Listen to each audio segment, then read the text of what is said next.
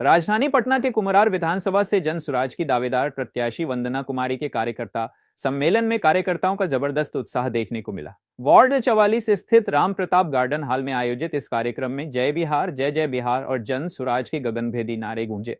सम्मेलन में पहुंचे सभी कार्यकर्ताओं का पुष्प वर्षा से स्वागत हुआ और वंदना कुमारी ने उन्हें पीला गमछा पहनाकर सम्मानित किया। उन्होंने कहा कि मैं कुम्हरार की बेटी हूं, जनता के सुख दुख में साथ खड़ी हूं और ये जनता की लड़ाई है जिसे जीतना ही है। इस मौके पर कार्यकर्ताओं ने चुनाव में भारी मतों से विजय दिलाने का संकल्प लिया। कार्यक्रम में बतौर अतिथि पूर्व विधायक किशोर कुमार मुन्ना, पटना जिला प्रभारी बबन यादव सब्ती, दर अली समेत कई गणमान्य लोग मौजूद रहे। नहीं, जनता की सभा है और जनता ही सभा करके निर्णय ले रहा है। इस बार बड़ी लड़ाई है। बिहार को लोगों ने 35 साल से ठगने का काम किया है। लालू जी हो, नीतीश जी हो, तेजस्वी हो, मोदी जी हो, सब लोगों ने बिहार को ठेंगा दिखाया है। बिहार के बच्चों के साथ, उनके भविष्य के साथ खिलवाड़ किया है। यहाँ के किसानों के साथ खिलवाड़ किया है।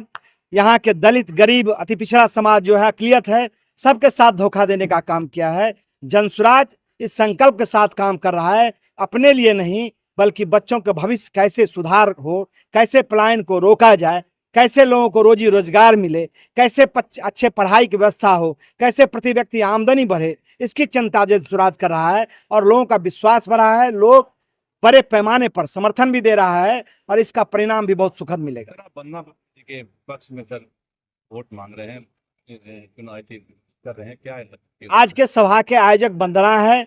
मैं तमाम जनसुराज के सभी उम्मीदवार के लिए शुभकामना करता हूं। कड़ा मेहनत करे, जो मेहनत करेगा पार्टी उसी के साथ खड़ा होगी। क्या लगता है सर, नाम की घोषणा होने वाली है? भाई, नाम का मेरे यहाँ प्रक्रिया है। एक प्रक्रिया हुआ है 2 तारीख से 2 अगस्त से 23 तक। कई नामों पर चर्चा हुई है। जो बहुत ज्यादा मेहनत कर रहा है, ईमानदारी से प्रयास कर रहा है, उस पर भी चर्चा हुई है। फिर दूसरा चरण हमारे यहाँ हो रहा है, जिसमें पिछले 27 तारीख से प्रत्येक विधानसभा वाइज यहाँ भी वो चर्चा होगी और वहाँ वोटिंग होता है। फिर आप समझिए कि 10 तारीख के बाद हर एक विधानसभा में वोटिंग होगा और जिसको जनता वोट देगी वही उम्मीदवार होगा। मेरे यहाँ जो प्रक्रिया है उस प्रक्रिया को फॉलो किया जा रहा है। जो प्रशांत किशोर जी ने कहा था, ईमानदारी के साथ कहा था कि भाई जनता के बीच ही जनता चुनकर ही देगी कि कौन आपका प्रतिनिधि होगा। ये नहीं होगा लालू जी की तरह, नीतीश जी की तरह, रामविलास जी की तरह या भाजपा में अमित शाह, मोदी जी की तरह जिस पर हाथ रख दे वही उम्मीदवार हो जाए। ये नहीं होगा। यहाँ सुप्रीमो नहीं है। यहाँ जनता जिसको चुन के देगी वही जनता का प्रतिनिधि होगा।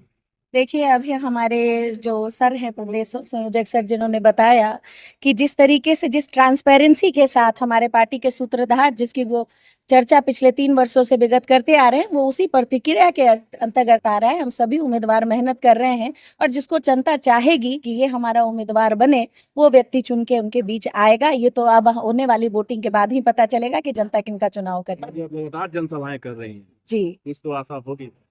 देखिए, वंदना के पास काम करने का क्षेत्र में जुनून है, परिवार के साथ जुड़ाव है और कुम्हरार की जनता बहुत प्यार देती है। इसलिए वंदना विगत पिछले 15 महीनों से लगातार इनके बीच रह रही है। अब ये देखने लायक होगा कि किस तरीके से वंदना इनके उम्मीदों पे खड़ी उतर पाती है। नहीं, ये आने वाला समय बताएगा। क्या लग रहा है?